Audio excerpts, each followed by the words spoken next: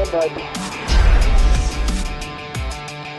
you do leg day enough?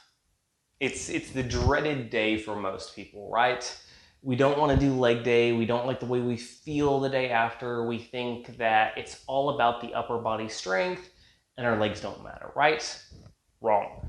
And here's why. So much of our strength comes through the legs.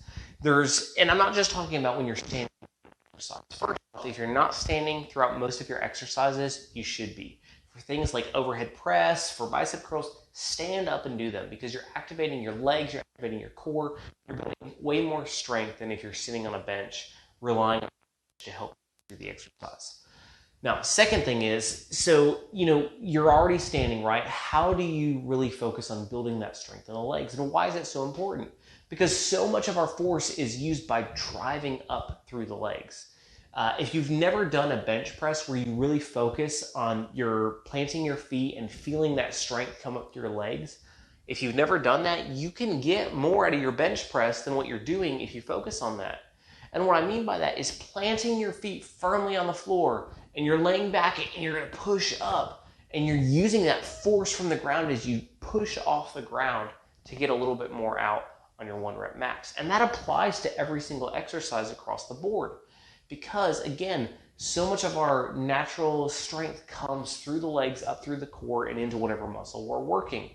So I really want to encourage you, if you're not focusing on legs, you need to be. It's not just about having muscles in your leg.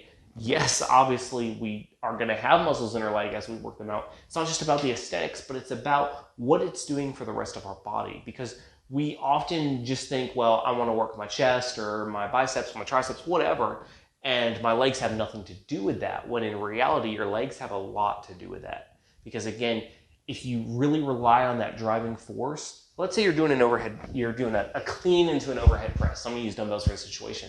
So I'm going to come up and then drive up.